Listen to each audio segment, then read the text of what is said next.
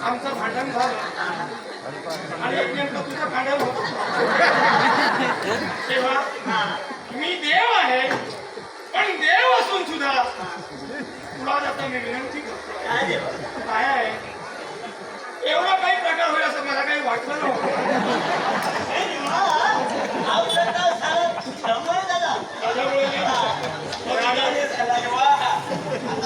सारे देवता घटकाची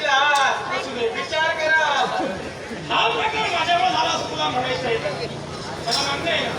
माझ्यामुळे झालं तू तरी पण देवा माझा प्रश्न आहे माझ्याशी संघर्ष कशासाठी सांगतो ना आता बाईस आधी पहिल्यांदा ये बाईस काय ना बाईस किंवा खुश बोलू ना तू सांगतोय तर बोलतोय कारण तुझ्यापेक्षा हे मला प्रिय नाही तू मला प्रिय आहे देवा कारणच कसं आहे तेव्हा हे जे काही सारं घडलं त्यात काळी मात्र दोष तुझा नव्हता काळी मात्र दोष एवढा नव्हता काळी मात्र दोष माझाही नव्हता म्हणजे दोष यांचा होता नाही नाही नाही हे झालं कसं आता याच्यामुळे मी दोषी ठरलोय त्यातला हातात राहू नको तरी सुद्धा देवा माझा प्रश्न आहे हा हा सर्व प्रमाण जो घडलाय तो कशासाठी एका तुम्ही जे करत होतो ते विश्व कल्याणासाठी एक प्रजाध्यक्ष राजकर्ता म्हणून प्रजेचा विचार करून मी माझी पावलं उचलली मग त्या माझ्या कर्तव्य आणि चंद्रदेवता का त्याला कारण आहे कोण कारण अरे याच्यामुळे या विश्वात काहीतरी घडायचं आहे आणि मी जो इथं आलोय प्रत्यक्षात शिव शंभू महादेवांच्या आज्ञेवरून ही चंद्र देवता इथवर आली आणि इथं मी तुझ्याच मार्गात उभा का राहिलोय तर याला कारण आहे ही माझी बाळ मारिशा आणि या माझ्या कन्या मारिशाचा आणि तुम्हा दहाही बंधूंचं मला लग्न लावून द्यायचं काय म्हणाला लग्न लावून द्यायचं आहे ही तुझी कन्यामुळे मारिशा हो या मारिशेचं लग्न आम्हा 10 बंधून समवेत करणार आहे हो अरे या समाजात आम्ही तोंड दाखवायला जागा राहणार नाही म्हणजे एका स्त्री समवेत आम्हा 10 बंधूंचं लग्न होणार आहे कसं काय तरी सुद्धा सुंदर आदर्श विश्वात राहणार आहे आदर्श राहणार आहे आदर्श ठेवायचा आहे एका स्त्रीनं 10 पुरुषांसमोर लग्न करावं तरी सुद्धा आदर्श सुंदर राहणार आहे